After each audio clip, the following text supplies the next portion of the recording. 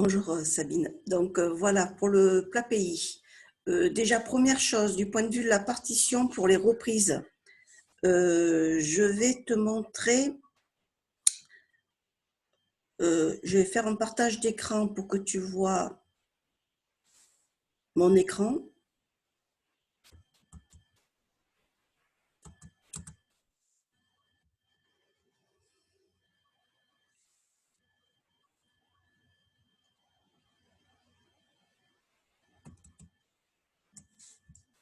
Alors, attends, je suis pas sûre d'avoir fait. Voilà, j'avais pas fait les bonnes choses.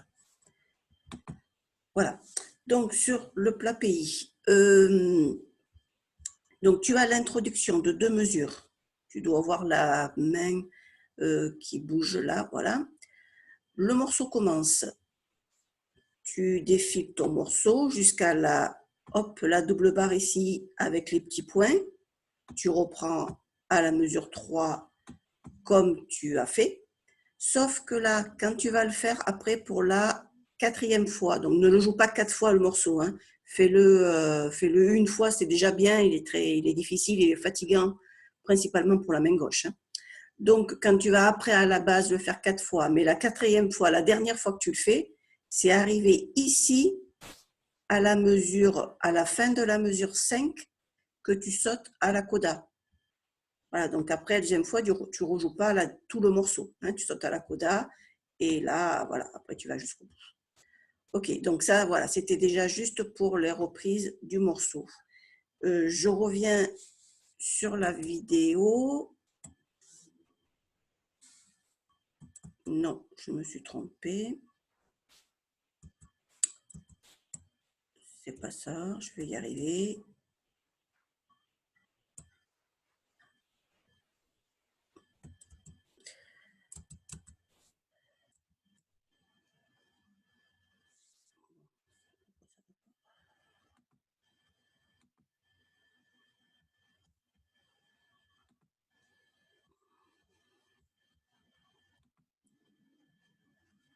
Voilà, je suis revenue. Donc, pour le morceau, pour le jouer, après, déjà pour la main droite, donc ta main droite, fais bien attention pour qu'après ce soit régulier, que ce soit pas fatigant et que tu repères facilement tes cordes. Donc, il ne faut pas beaucoup bouger ta main droite. Il faut essayer d'économiser les gestes, tout en pincé, hein, pour ne pas arrêter les cordes. Et ta main, elle ne bouge pas. Donc, tes doigts, les 3 doigts aigus sont au niveau des 3 cordes aiguës. Et elle ne doit pas bouger la main. La main ne va pas faire... Bien sûr que j'exagère, hein, je ne pense pas que tu fasses ça, hein, voilà. Mais la main reste toujours au niveau des cordes.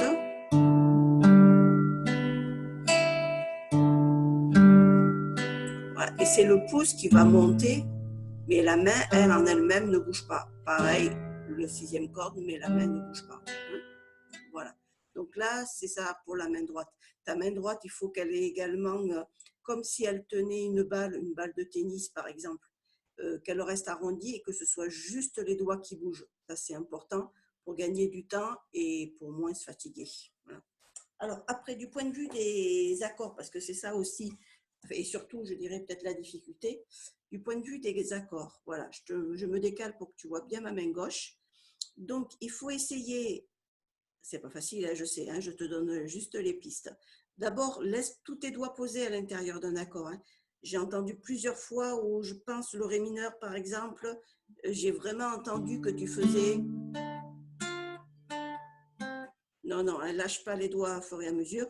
Tu es sur un accord et ta main, elle ne bouge pas pendant toute la mesure, ce qui fait quelque chose de beaucoup plus joli et de plus lié, qui permettra à la base d'aller plus vite. Alors, je sais qu'en laissant les doigts posés, c'est plus difficile, il faut bien les arrondir pour ne pas toucher les cordes d'en dessous, mais c'est comme ça que tu y arriveras, donc travaille-le comme ça. Donc, si je décompose chaque accord, l'accord de Do, ici, l'accord de Do, il faut bien aller chercher, là, ton 3e doigt. J'entendais que des fois, il grésillait ou il grésillait au bout de quelques fois que tu le jouais. Va bien le chercher à côté de la barrette. S'il est trop loin de la barrette, s'il est trop par là, il va plus facilement grésiller puisque du coup, il faut appuyer plus fort. C'est pas la peine d'appuyer fort. Approche tes doigts des barrettes. Hein. Voilà. Donc comme ça. Et du coup, pendant 4 fois, j'ai pas à bouger.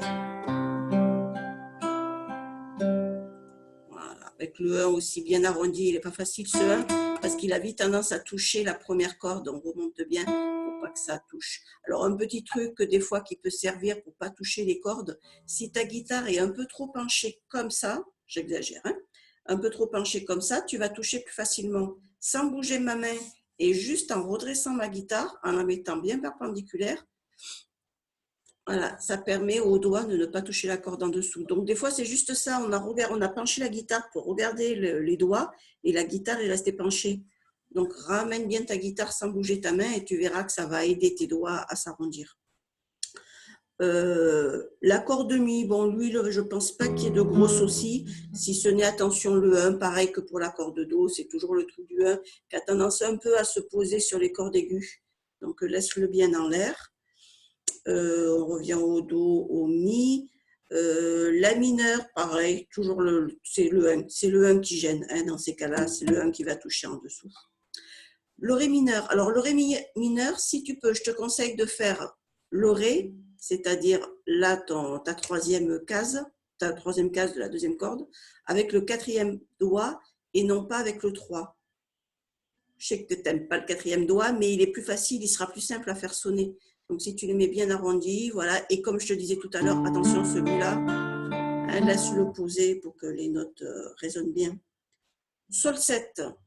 Sol 7, là, on a un grand écart. Il peut des fois toucher un petit peu, là, le 3e doigt, mais comme on ne joue pas la 5e corde, ce n'est pas très gênant. Donc, celui-là, il doit pouvoir sonner.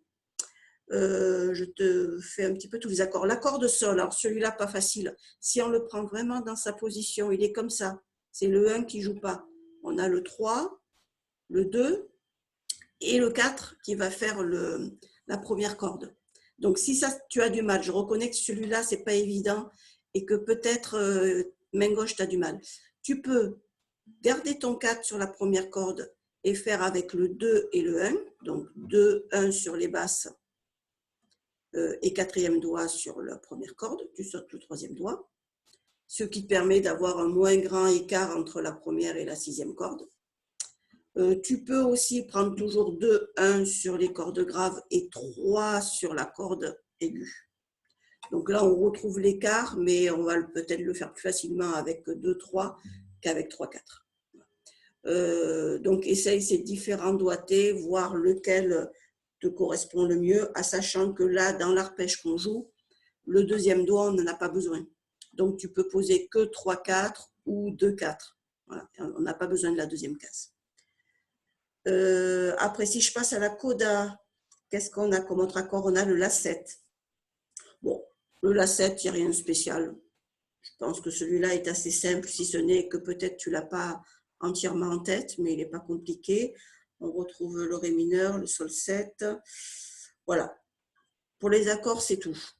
Alors après, pour pouvoir enchaîner, parce que là, c'est de faire sonner les accords et travaille-les sans trop enchaîner au début, c'est-à-dire tu passes juste accord de Do, au Mi, je reviens au Do, par exemple, juste cet enchaînement-là, tu reposes ta main gauche, tu respires un coup, tu vas boire un café si tu veux, et tu continues et tu repars sur un certain enchaînement d'accords. Hein.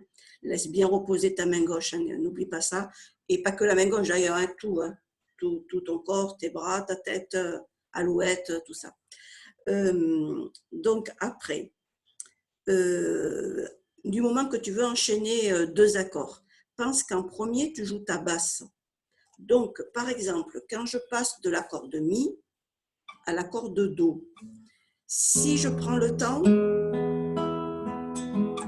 de poser tous mes doigts et de commencer à jouer, je vais perdre du temps. Ou alors, il faut que mes doigts soient très rapides, ceux qui vont arriver après petit à petit. Hein. Mais déjà, pour le travailler, pense que comme tu joues tes basses en premier, c'est ces doigts-là que tu dois poser en premier. C'est-à-dire, si je vais très lentement, et quand je veux passer au Do, je pose mon Do, je joue mon Do. Je joue ma 3e corde, je peux poser ma deuxième. Et là, je ne bouge plus. Donc, je pose mes doigts au fur et à mesure que j'en ai besoin. Je ne cherche pas à tout poser et surtout pas en partant de l'aigu parce que là, je perds encore plus de temps.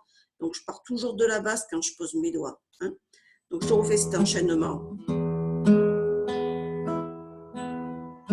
Je pose la basse, je pose le Do. Quand je reviens au Mi, pas de souci, c'est corde à vide. Donc, j'ai le temps de jouer mon Mi et pendant ce temps, mes deux autres doigts, ils se posent. On va prendre un autre exemple. Si je passe du Ré mineur au Sol 7. Donc, le Ré mineur, il est ici. Mon Sol 7, il va avoir une basse qui ne sera pas corde à vide. Donc, c'est ce doigt-là, c'est mon troisième doigt que je fixe en premier. C'est lui mon arrivée. Et après, mon 1, il a largement le temps de se poser. Donc, je fais mon Ré. Je pose mon Sol, je le joue. Je fais mes autres cordes. Et là, ça y est, maintenant, je peux poser mon 1. J'ai le temps. Donc, j'ai toutes mes cordes à vide d'avant pour poser mon 1. Vise ton Sol et après, tu as le temps de poser le Fa. Je refais l'enchaînement.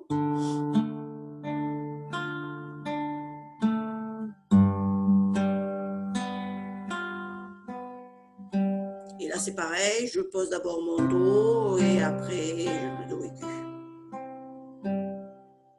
Voilà, donc, tu as compris le système, pose toujours ta basse en premier et pendant que tu es en train de jouer ta basse, et pourquoi pas d'ailleurs des fois des cordes à vide, les autres doigts se rajoutent au fur et à mesure. Par contre, une fois qu'ils sont rajoutés, ils restent posés, puisqu'on joue au moins 2 fois l'arpège, et puis en plus il y a le retour, donc ils restent posés et ils ne bougent plus. Voilà pour les petits conseils main gauche, j'espère que ça te sera utile. Alors oui, une dernière chose que j'ai oublié pour la partition, c'est qu'à un endroit, on arrive sur une note liée qui dure et qui est liée. Je vais refaire mon partage d'écran.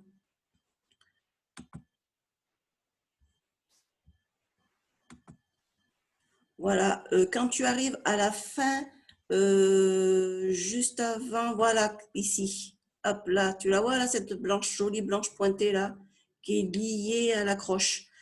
Donc, ça veut dire que cette note-là, il faut que tu y attendes 2 temps, plus la base d'après. Donc, si je pars au début de cette mesure, donc je suis sur la corde Sol en fait, hein, ça va me faire 1, 2 et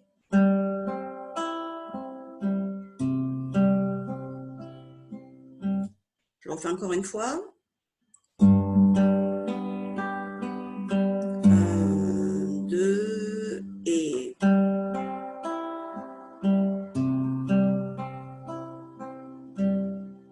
tu as vu, je n'ai pas rejoué le Sol hein, puisqu'il était lié. Donc, hop, j'ai enchaîné direct à la corde Do en partant de ma troisième corde. Du coup, c'est comme si j'oubliais de jouer le Do grave sur le premier arpège. Voilà. Et ça, ce rythme-là, on le retrouve pratiquement à la fin. C'est avec le même enchaînement d'accords. Voilà, ici. Hein. Donc, c'est pareil, c'est l'accord de Sol qui va à l'accord de Do pour finir le morceau. Voilà, donc n'enchaîne pas là-dessus. Pendant ce temps, il y a les paroles qui viennent se greffer, qui sont plus libres. Voilà, c'est pour ça que ça reste en suspens.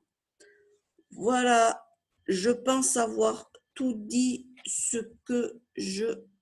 Hop, je reviens à la vidéo pour qu'on se voit quand même pour finir. Je pense avoir tout dit ce que j'avais pensé sur ce morceau. J'espère que ça te sera utile. Donc déjà, premier truc, et ça tu le sais, hein, je le répète assez souvent, hein, décontracte bien, n'enchaîne pas tout le morceau. Alors là, je comprends que tu l'as enchaîné pour le montrer, hein, tu as bien fait, d'accord. Mais n'hésite pas à faire par petits bouts et même pourquoi pas de me le jouer par petits bouts s'il y a besoin. Ou alors, tu fais un passage, tu coupes ton enregistrement, tu mets en pause et puis après, tu le continues le morceau si ça fait long. Hein. Voilà, donc cherche la régularité, ça c'est hyper important. Tant pis si c'est lent, je dirais même tant mieux si c'est lent au début, mais régulier. C'est important pour quand tu le feras avec les autres. Déjà toi, quand tu voudras chanter en même temps, hein, on pourra essayer, mais même quand tu joueras pendant que les autres chantent, cette régularité, elle sera hyper importante. Hein. Donc si ce n'est pas régulier, ils ne vont pas y arriver. Et toi non plus d'ailleurs, tu n'arriveras pas à les suivre. Donc travaille bien ça. Voilà, je pense que j'ai tout dit. Si j'oublie quelque chose, n'hésite pas, tu m'envoies un message, tu me dis, ah ouais, mais tu m'as pas parlé de ça et ça me gêne. Et puis, je te ferai ou un petit mail ou un petit audio pour te le redire. De toute manière, on essaye de se regarder en contact pour samedi prochain. Tu m'envoies un message comme tu as fait pour me dire où tu en es donc de ce travail-là, de me renvoyer un audio de celui-là ou d'un autre. D'ailleurs, après, c'est vrai que la difficulté, c'est que je peux du coup ne pas avoir la partition, mais peut-être le morceau, je le connais et puis je peux quand même te renseigner. Voilà. Allez, à bientôt. Au revoir.